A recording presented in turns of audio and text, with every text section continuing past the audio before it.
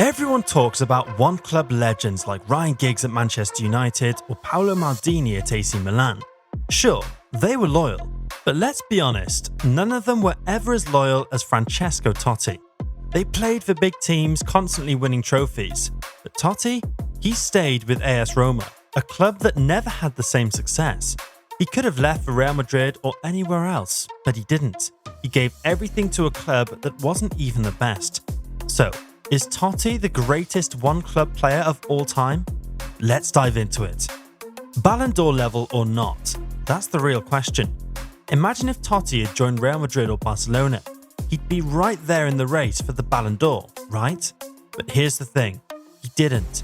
Some people think he wasted his potential by staying at Roma, a club that could never fully support his ambition. Imagine Totti with a Champions League winning team behind him. Would we be talking about a whole different legacy? Did loyalty hold him back? Or is that what makes him even greater? Let's go back to the 1992-93 season. Roma was struggling, sitting in the lower part of the table, far from their best. Despite having some big names on the team, they just couldn't seem to make it work. That year, they'll finish with only 31 points, barely avoiding relegation. It was not looking good for the Giallorossi, and hope was fading. But on March 28th, during an away match at Brescia, something happened that will change Roma's history forever. With Rome leading 2-0, the coach, Vujadin Boskov, decides to give a young player a chance. A 16-year-old from the youth academy steps onto the field to replace Ruggiero Rizzitelli. His name? Francesco Totti. At that moment, most people didn't realise it, but this wasn't just another debut. Totti was one of the many young talents coming from Roma's famous youth system, but many thought he'd be another forgotten name in a few seasons. Yet this moment was the beginning of a 25-year love story between Totti and AS Roma. That win against Brescia would be Roma's last victory of the season, but for Totti, it was just the start. Fast forward a bit, and Roma changed managers again. Carlo Mazzoni takes charge, and he sees something special in the young Totti. Slowly, Totti starts getting more playing time. First 8 appearances in Mazzoni's first season, then 21, then 28. His potential starts to shine through. On the first match day of the 1994-95 season, Totti scores his first goal, a sharp left-footed shot into the bottom corner against Foggia. It was the first of many. His last? A penalty against Cesena in the Coppa Italia in 2017. From that first goal to the last, Totti stayed loyal to Roma, giving them 25 years of his career. Now, let's talk about numbers. Totti isn't just any player, he's Roma's greatest player ever. That's not up for debate. He holds the record for most goals and most games played for the club. With 250 goals, he scored more for a single club in Serie A than anyone else. And of course, it's exactly 250. Totti always had a sense of style. Those goals rank him second in all-time Serie A goals and third in all-time Serie A appearances. And that's not all. He holds the record for most goals in Rome derbies, with 11, and he's played in more derbies than any other player, 37 to be exact. Totti's career spans 25 seasons with Roma, tied with Milan's Paolo Maldini for the most seasons at a single club. He's also the oldest player to score in the Champions League, finding the net against CSKA Moscow at the age of 38. He's even the oldest to score a brace in Serie A, doing so against Torino when he was 39. But even with all this greatness, Totti's career wasn't filled with endless trophies. After winning the Serie A title in 2001, many thought Totti would bring more glory to Roma. He was only 25, just entering his prime. But another title never came. It wasn't for a lack of offers. Totti could have joined the Galacticos at Real Madrid. He could have played for the biggest teams, chasing trophies, Champions Leagues, and personal awards. But he didn't. He chose to stay with Roma, even when the silverware didn't come. Some called him provincial, said he was afraid to take on a bigger challenge. But Totti stayed. He carried the weight of the team, year after year, being the star in a team that wasn't always as talented as him. And let's not forget his triumph on the world stage. In 2006, despite suffering a severe leg injury just 3 months before, Totti played in every game of Italy's World Cup winning campaign. He delivered 4 assists and no one had more. and scored a crucial last-minute penalty in the knockout stages against Australia.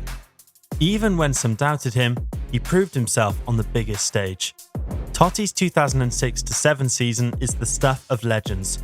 Fresh off the World Cup, he won the European Golden Boot, scoring 26 league goals and 32 across all competitions. His goals were spectacular, like the left-footed volley from a ridiculous angle against Sampdoria and a screamer from outside the box against them later that season. But Totti's final years weren't without drama. His relationship with manager Luciano Spalletti soured, even though they had a good connection during Spalletti's first spell at Roma. Totti felt like the decision to stop playing was made for him. He could have played on, but he would never wear another shirt.